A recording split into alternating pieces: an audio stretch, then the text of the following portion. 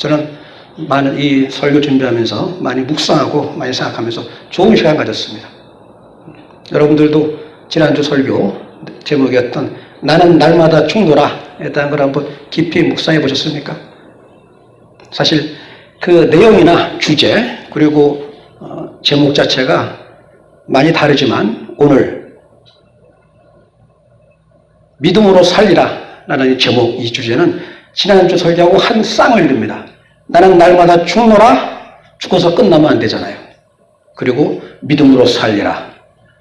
나는 날마다 죽고 믿음으로 다시 살리라. 이게 하나의 완전한 문장이 되어야 되는 겁니다. 그냥 간단하게 아주 짧은 한 문장입니다만 이 문장이 사실은 기독교 신앙의 핵심입니다. 그렇죠? 바울은 지난주에 했던 거 이번 전부 다 바울의 말이었습니다. 나는 날마다 죽노라 이 말할 때 바울은 고린도 교인들에게 말을 했습니다. 전혀 다른 맥락이었죠. 고린도 교인들에게 말할 때는 부활신앙을 말한 거였습니다. 그때는 나는 날마다 죽노라 하면서 세상에 대하여 죽고 하나님의 의에 대해 살고 내가 죽고 내 안에 그리스도께서 사시는 그 믿음을 말했던 게 나는 날마다 죽노라 했던 거의 메시지였습니다. 그런데 오늘 믿음으로 살리라 이 말은 어디서 나왔죠? 로마서입니다. 로마서는 로마에 있는 그리스도인들에게 전한 메시지예요. 로마에 있는 그리스도인들인데 이들은 다른 고린도나 기타 바울이 개척했던 교회하고 다르게 로마서에 있는 이 교인들은 바울이 개척할 때는 이미 세워졌던 교회입니다. 누가? 유대 그리스도인들이. 그래갖고 상당히 율법적인 신앙에 갇혀 있었어요. 그래서 바울이 얘기했던 겁니다. 믿음으로 살리라를 강조하면서 오직 의인은 믿음으로 말미암아 살리라 이걸 강조했던 겁니다. 고린도 교회에서 부활신앙을 강조했다면 이 로마서에서 지금 바울은 믿음의 의를 말한 겁니다. 그렇죠? 그때까지 전부 유대인들이 갖던 건 율법의 의 아닙니까? 그리고 하나님의 어떤 구원을 얻는다. 이게 기본 신앙이었는데 바울은 아니다. 율법으로는 어떤 사람도 하나님의 온전한 구원이 되지 못하나니 하고 말한 겁니다. 율법 외에 하나님의 한 의가 나타났다. 그것이 예수 그리스도를 믿는 믿음으로 말미암은 의다. 이 말을 한 겁니다. 다시 말해서 부활신앙과 우리가 잘 알고 있는 이신칭의 이 두 개가 합쳐져 갖고 기독교 신앙의 토대를 이룹니다. 그렇습니다. 이게 바울에서 끝난 게 아니라 우리를 지금 프로테스탄트 그래서 개신교인이라고 말하죠. 개신교의 탄생이 바로 여기서부터 시작됐습니다. 잘 아시죠, 여러분? 루터가 바로 오직 의인은 믿음으로 말미암아 살리라. 이걸 보고 완전히 변화가 된 겁니다. 루터가 말합니다. 나는 믿음으로 살리라. 이 구절을 보는 순간 내 앞에 하늘이 열렸고 내가 하나님 나라에 들어가는 천국에 들어가는 환상을 보았다라고 하면서 완전히 회심을 하고 그때까지 영적으로 죽어가던 루터가 살아난 것입니다. 그러고 우리가 잘 알고 있는 종교혁명이 시작됐고 그로 말미암아 소위 말하는 개신교가 시작된 겁니다. 그 이전까지 율법 사제주의에 갇혀있던 그 기독교 신앙이 이제 교회신앙, 성도신앙 그리고 만인제사장, 만인성도주의로 바뀌는 대변화를 이룬 것이 바로 이 구절이었습니다. 로마서 1장 17절 복음에는 하나님의 의가 나타나서 믿음으로 믿음에 이르게 하나니 기록된 바 의인은 오직 믿음으로 말미암아 살리라. 너무 많이 들었던 구절 아닙니까? 잘 알고 있는 구절이잖아요. 이거 모르는 사람이 어디 있습니까? 기독교 신앙은 믿음이다 라고 하는 거 모르는 사람이 어디 있냐고요. 그런데 바울은 이 구절을 읽으면서 하늘이 열렸다. 하늘이 열렸단 말이 뭡니까? 우리 잘 아시잖아요. 예수님께서 세례받고 나오실 때 하늘이 열렸다고 말하지 않습니까? 성경에서 말하는 하늘이 열렸다는 건 내가 하나님의 영광을 보았단 말입니다. 내가 하나님과 연합했다는 말입니다. 그게 우리 신앙이 돼야 돼요. 바울이 했던 말 하늘이 열렸다. 그리고 내가 하나님 나라에 들어가는 천국에 들어가는 그 환상을 보았다. 이제 내가 살았다라고 그 고백했던 겁니다. 나는 믿음으로 살리라. 두 가지. 루터가 말했던 하늘이 열렸고 내가 하나님 나라에 들어가는 환상을 보았다라고 말했던 이 믿음으로 말려 살리라. 이 구절. 이걸 정확히 우리한테 적용하기 위해서 우리는 필요한 게 하나 있습니다. 우리가 알고 있는 루터의 행적, 루터의 회심에 대해서 한번 돌이켜봐야 됩니다. 루터가 이 구절에서 완전히 깨지면서 소위 말하는 루터의 회심을 그리고 종교개혁에 그 다음에 종교개혁의 주창자가 되셨던 배경은 바로 루터의 어떤 자랐던 과정부터가 있습니다. 이유가 루터는 상당히 하나에 집착해 있었어요. 어릴 때부터. 루터의 영적 고뇌다 이렇게 표현하는데 뭐냐면 루터는 죄와 심판에 대한 것에서 벗어나지 못했습니다. 죄가 있으면 죄에는 마땅히 심판이 있다. 그것이 하나님의 의다 생각했던 겁니다. 그래서 죄에서 돌이키기 위해서 항상 죄의식이 심했기 때문에 죄를 짓지 않기 위해서 무던히 노력을 했습니다. 루터는 죄에서 벗어나기 위해서 흔히들 루터에서 많은 분 오해가 있는데 루터는 성적인 부분에서부터 시작해서 도덕적으로 굉장히 정결한 삶을 살고자 노력했습니다. 어릴 때부터 루터는. 네, 그 중에 하나는 죄의식 때문이었습니다. 항상 내 마음에 자기 마음에 올라오는 죄에서 벗어나기 위해서 이 죄로 말미암는 심판 그것이 하나님의 의다라는 것 때문에 그 두려움 때문에 죄에서 벗어나기 위해서 영적 고뇌에 어렵게 빠져있던 게 바로 루터였습니다. 이랬던 루터가 대학에 있다가 아버지 호출을 받고 집에 가던 중에 중요한 사건이 일어납니다. 마치 바울이 다메섹 도상에서 예수 그리스도를 만나면서 회심한 것처럼 바울의 회심처럼 큰 변화를 만납니다. 아시나요? 이 루터가 겪었던 경험? 벼락을 맞아요. 집에 가는 길에 친구랑 같이 말 타고 집에 가는 길에 벼락 맞았고 친구는 그 자리에서 죽습니다. 같이 가다가 이 루터는 땅바닥에 쓰러지면서 그 자리에서 무릎을 딱 꿇습니다. 꿇으면서 기도합니다. 소원합니다. 성 안나여 나를 도우소서 내가 수사가 되겠나이다. 소원한 겁니다. 그 자리에서. 그리고 법과 공부해서 번일고가 되겠다고 생각했던 루터가 방향을 전환하면서 수도원에 들어갑니다. 그 아버지는 노발대발했죠. 아버지는 루터가 잘 살고 이 사회에서, 그 당시 사회에서 아주 귀족이 되길 바랬던 겁니다. 그런데 느닷없이 수사가 된 그 루터가 아버지한테 편지를 보내요. 그 편지가 이런 내용이었습니다. 아버지, 저는요, 어떤 특별한 동정심이 있어서 지금 수사가 되는 게 아닙니다. 신앙에 대한 동정심 때문 아닙니다. 또 먹고 살기 위해서도 아니었습니다. 또 세상의 지위나 신분도 아니었습니다. 아버지, 저는요, 살기 위해서 수사가 되는 거였습니다. 너무 두려웠습니다. 죄에 대한 심판, 이 죽음, 여기서 벗어나는 건 저는 제가 소원한 것처럼 이렇게 수사가 되는 것밖에 없었습니다. 이렇게 말했던 거예요. 그리고 아버지도 말릴 수가 없죠. 누가 말립니까? 그리고 실제로 수도원에 들어가 수사가 됩니다. 그리고 수사로서 바울은 이전에 그랬던 것처럼 내가 이 죄에서 벗어나기 위해서는 고행, 금식, 금욕, 종교적인 의, 행위에 철저히 매달립니다.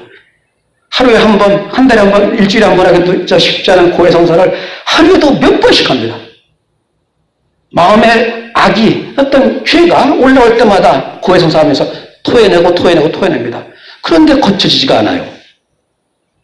심할 때는 루터가 했던 잘 알려진 사건이 있습니다. 로마 교황청에 가서 그 계단 올라가는 계단을 무릎으로 한 계단 한 계단 올라갔다는 거예요. 다 벗겨지고 까지고 쓰러지고 다시 일어나면서 그렇게 고행을 하면서 고행하는 아프게 처절하게 고행당하는 그 순간은 죄에서 욕망에서 벗어날 수 있는 거 아닙니까? 예를 들어서 어떤 사람이 물질적인 욕망에 아주 가치 있는 사람들이 정말 몸이 아파봐요. 아무 생각 안 들어요. 정말 배가 고파봐요. 다른 생각 없습니다. 그랬던 겁니다. 이렇게 고행하고 금식하고 금욕하면서 내가 이 모든 어떤 죄의 유혹, 욕망에서 벗어나겠다고 처절하게 싸웠습니다.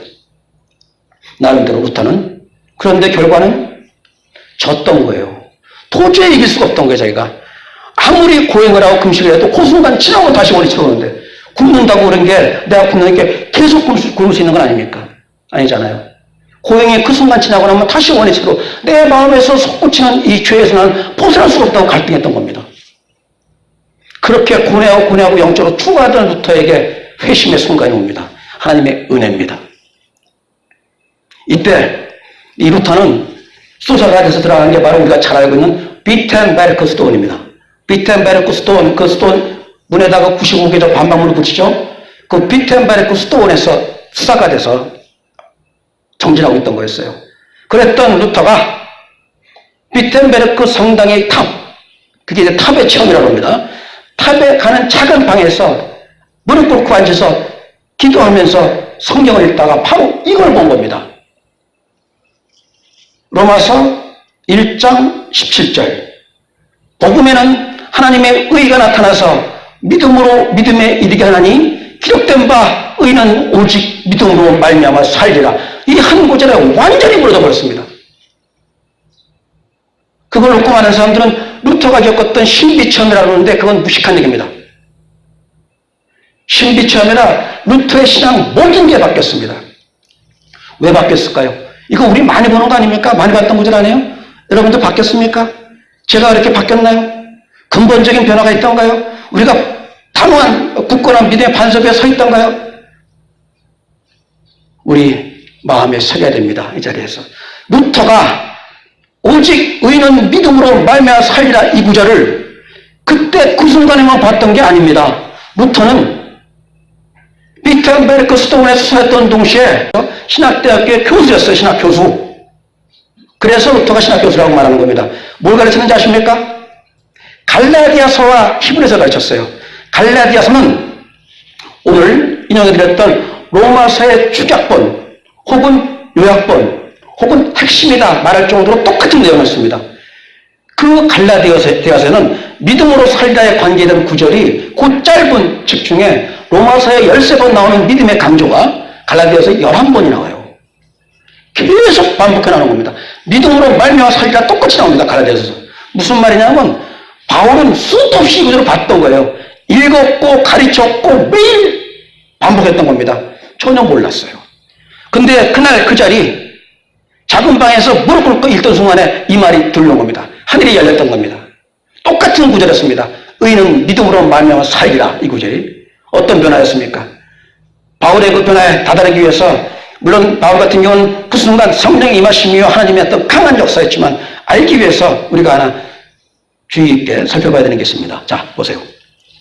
왜 변화가 있냐면 복음에는 하나님의 의가 나타나서 믿음으로 믿음에 이르게 하나니 기록된 바 의인은 오직 믿음으로 말미암아 살리라 이렇게 한 문장입니다. 콤마 이어진 한 문장인데 이 부분을 정확히 이해하기 위해서는 세 문장으로 쪼개세요. 문장을.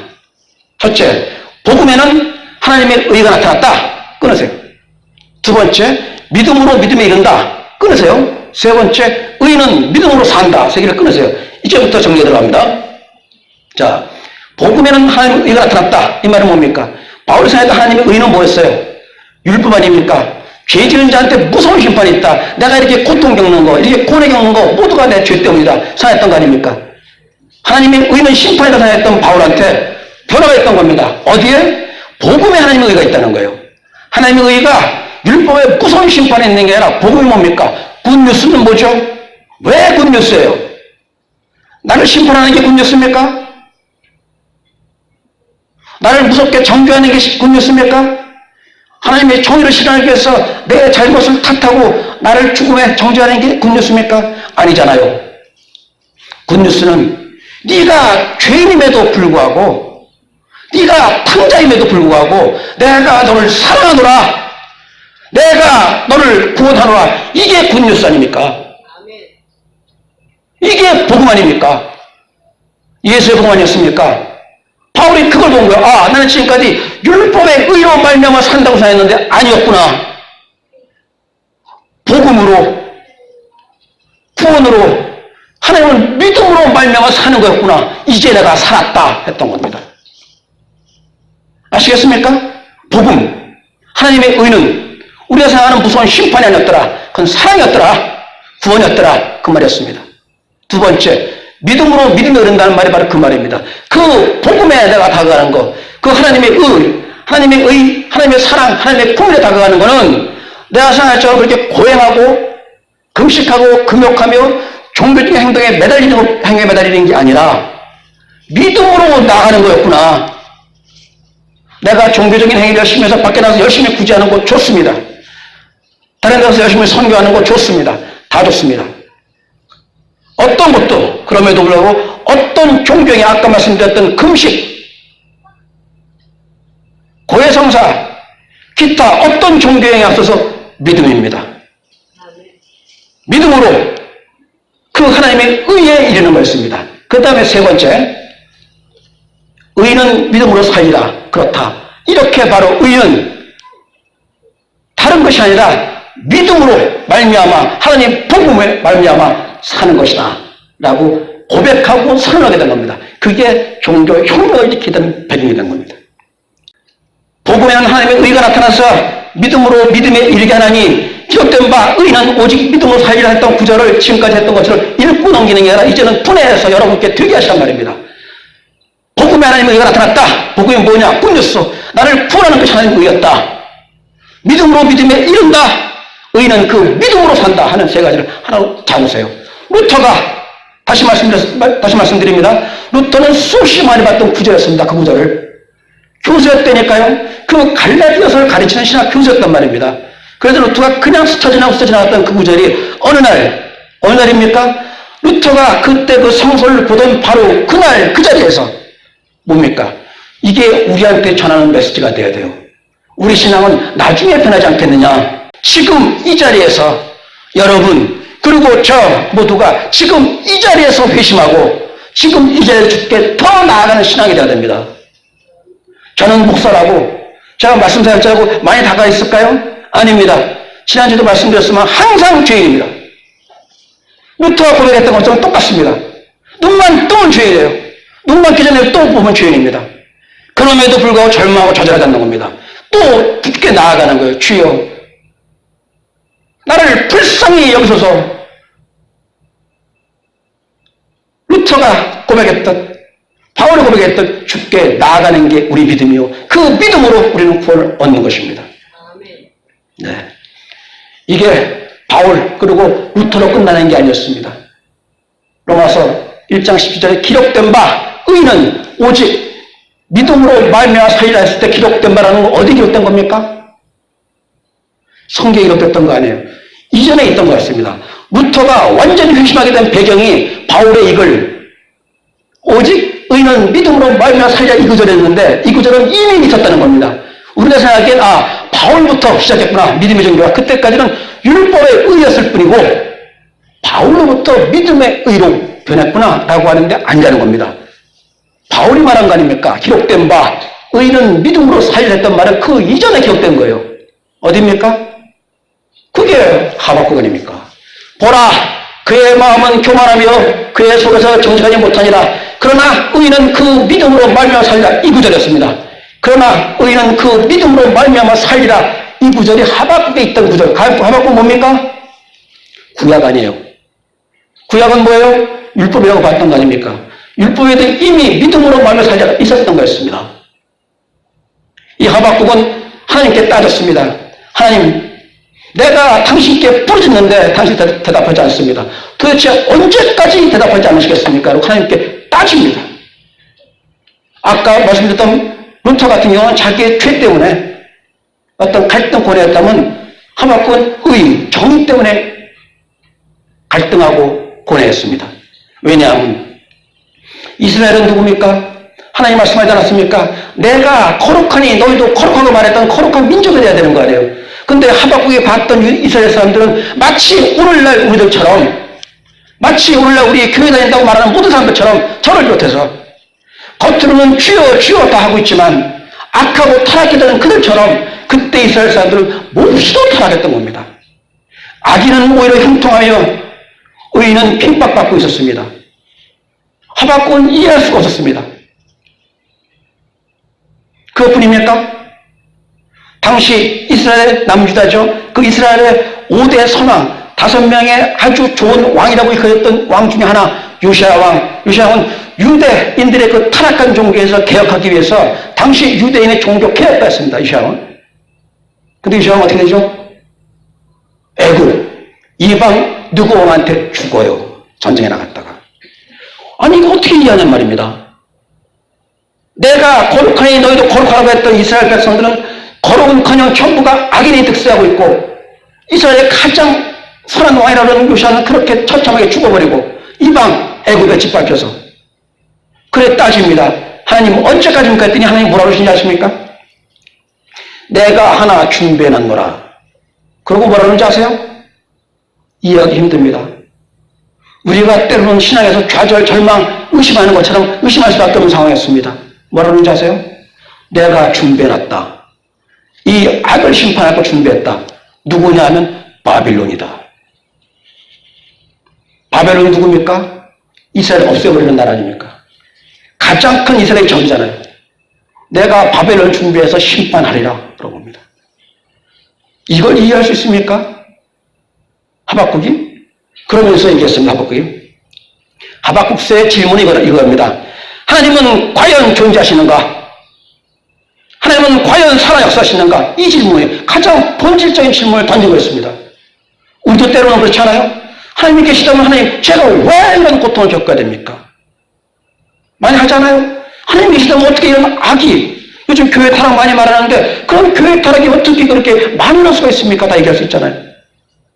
하박국이 그랬던 겁니다. 하나님이 과연 살아 역사하십니까? 라고 물었던 겁니다. 그때 말씀하신 겁니다. 하박국에. 제가 이걸 앞에 절하고 같이 해드렸어야 되는데 좀 짧게 적게 하다 보니까 이해하기가 어렵겠네요. 앞에 절에 뭐냐면 이렇게 되어 있습니다. 비록 더딜지라도 기다리라. 다시 합니다. 비록 더딜지라도 나의 의가, 나의 심판이 비록 더딜지라도 기다리라. 내가 지체하지 아니하고 멈추지 않는단 말입니다. 너희들을 보기엔 아주 천천히 가는 것 같지만 절대 중단하지 아니하고 지체하지 아니하고 반드시 응하리라. 한 다음에 이 글이 나온 거예요. 보라, 그의 마음은 교만하며 그의 속을 정직하지 못하니라. 그러나 의는 그 믿음으로 말미암아 살리라. 이 부분을 시간이 좀 문제가 되긴 합니다만 설명해드려야 될 것 같아요. 보라, 그의 마음은 교만하며 그의 속을 정직하지 못하니라. 그러나 의는 하니까 안 맞잖아요. 앞에는 그의 마음은 교만한, 그가 교만하잖아요. 교만하고 정직하지 못한데 의인이 되고 믿음을 살리라 말이 안 되잖아요. 그죠? 이 부분 잠깐 1분 정도만 합시다. 1분 하겠습니다. 자, 심판하리라. 끝났습니다. 하나님이 더될지라도 내가 반드시 심판하리라고 말씀하시면서 보라, 그의 마음은, 악한 악인의 마음은 교만하며 그는 정직하지 못하라. 뭐냐면 지금 바빌론을 두고 말하는 겁니다. 교만하고 정직 못하다 하고 난 다음에 끊었어야 돼요. 이게 영어 성경에 잘 나왔어요. 영어 성경 NIV는 다른 게 안 나왔는데, 근데 한라어나 다른 데서는 이렇게 안 나와 있습니다. 어떻게 그러냐면, 그래도 이해하기 쉽지 않습니다만 이렇게 해석해야 되는 겁니다. 보라, 그의 마음은 교만하며 그의 속에서 정직하지 못할지만, 콤마 끊어주고, 그러나 의인은 믿음만을 살리다 콤마 닫고, 그 다음에 악인은 술을 즐기는 이렇게 되는 거였어요. 무슨 말이냐면, 보라, 그의 마음은 교만하며 그에서 정직을 못하니라고 한 다음에 영어 성경에는 하이픈으로 연결했습니다. 하이픈으로 끊어졌다는 거야. 그러나 의인은 믿음으로 말미암아 살리다 다시 하이픈. 그 다음에 그는 술을 즐기게 되는 거였어요. 그 말은 뭐냐면, 그러나 의인은 믿음으로 말미암아 살리라는 게 삽입된 겁니다. 이렇게 한마디로 쭉 해버리면 이해가 안 됐죠. 이해하셨나요? 예.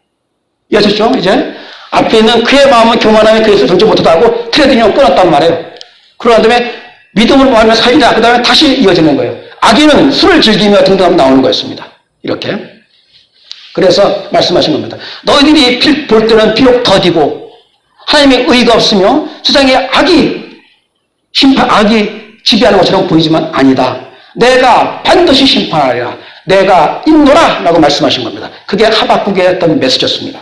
자, 하박국의 메시지와 그 다음에 로마서의 메시지를 보면 우리 어떻게 진행됩니까? 신약에서 이제 구약으로 넘어갔잖아요. 믿음으로 말미암아 살리라는 거 우리가 생각했던 것처럼 지금 개신교인들한테만 준 메시지가 아니라는 겁니다. 유일신신앙, 우리 주 하나님을 믿는 그 신앙은 신약부터 구약까지 이어지는 거였습니다. 더욱 중요한 거는 하박국 BC 600년 정도에 있었던 하박국 그 이전에 이미 처음부터 창세기부터 있었다는 사실을 알아야 됩니다. 기억하십니까 여러분? 창세기 15장 6절입니다. 아브라함이 여호와를 믿으니 여호와께서 이를, 그 믿음입니다. 아브라함이 여호와를 믿으니, 믿음입니다. 여호와께서 이를, 그 믿음을 그의 의로 여기니라. 그의 믿음으로 말미암아 아브라함이 의롭다라고 말씀하셨다는 겁니다. 믿음의 조상, 우리 신앙의 조상 아브라함부터 믿음이 근본이었습니다. 우리 신앙은 이스라엘에 일시적으로 줬던 그 메시지는 어떤 메시지입니까? 이스라엘에게 주었던 그림자 같은 메시지였어요.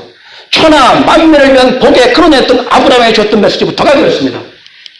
이를 그의 믿음을 그의 의로 여기시니라. 아시겠습니까?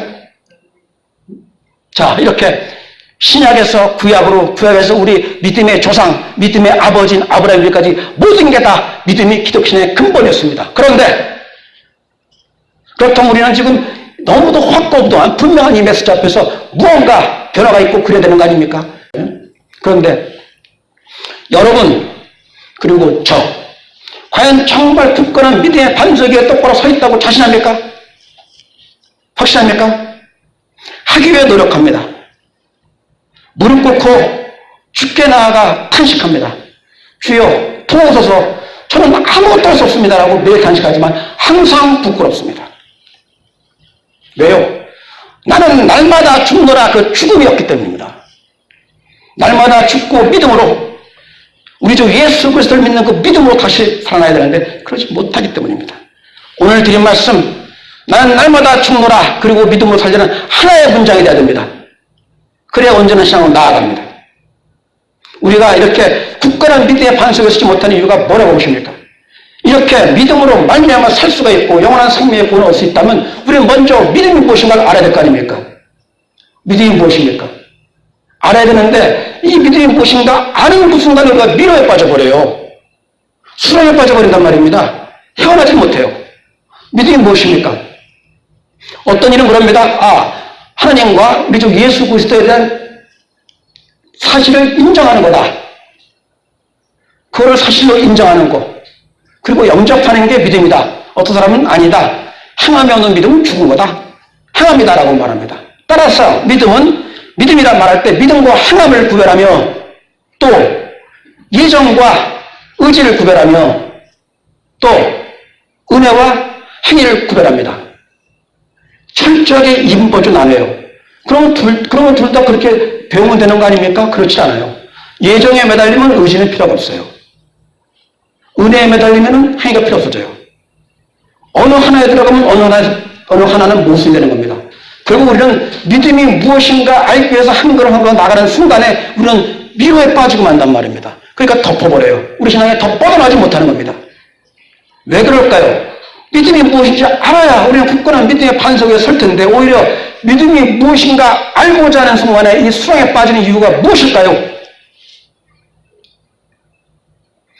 세상의 언어로 믿음을 해석하기 때문입니다. 세상의 언어, 다시 말해서 종교적인 언어, 신학적인 언어로 믿음을 해석할 때는 그렇습니다. 믿음, 행함을 두 개의 단어로 구별합니다. 믿음은 뭐다, 행함은 뭐다. 그러면 또 예정, 의지, 또 구원, 은혜, 행위. 다른 단어로 두 개의 단어로 구별해서 정리합니다. 세상의 언어, 다시 말해서 인간의 언어, 다시 말해서 신학적, 종교적인 언어에서는 글로 갑니다. 그런데 성경 언어, 우리가 강조하고 또 강조하는 아르케 처치의 근본이 되는 성경 언어에서는 하나입니다. 그렇지 않습니까? 성경 어딘가에 믿음을 강조했다면 그 믿음은 성경 어딘가에 예정을 강조했다면 또 동시에 의지를 강조했다면 둘 다 있던 거 아닙니까? 성경에. 그렇다면 믿음은 예정과 의지 다 포함해야죠. 왜 내가 본 거에 집중했고 하나에 매달립니까? 믿음은 하나입니다. 온전 하나는 분명한 어떤 정의를 가슴에 새기신 다음에 그렇다면 정말 중요한 것은 믿음이 무엇인가에 대해서 그렇게 넘어가고 정말 중요한 것은 우리는 믿음이 무엇인가에 대한 사변적인 정의에 빠져드는 게 아니라 무엇을 믿어야 하는가 구체적이고 실제적인 질문을 던져야 돼요. 내가 무엇을 믿어야 되는가 여기에서 갈라지는 겁니다. 당연한 겁니까? 믿음이 무엇인가 알면 당연히 하나님이 무엇인가 아는 거 아닙니까? 라고 하는데 하나님의 무엇을 믿냐 말입니다. 예수 그리스도의 무엇을 믿냐 말입니다. 하나님 믿는다고 할 때는 수없이 많습니다. 신학적으로 하면은 하나님의 전지성, 완전성, 편재성, 불변성, 영원성 수십 가지가 돼요. 다 외울래요? 뭘 외울 겁니까? 아닙니다. 우리가 분명히 새겨야 되는 건 오늘 정리해 보겠습니다. 세 가지로 정리해 보겠습니다. 그리고 마무리하겠습니다. 제일 먼저 하박국이 탄식했던 겁니다. 하나님은 살아계십니까?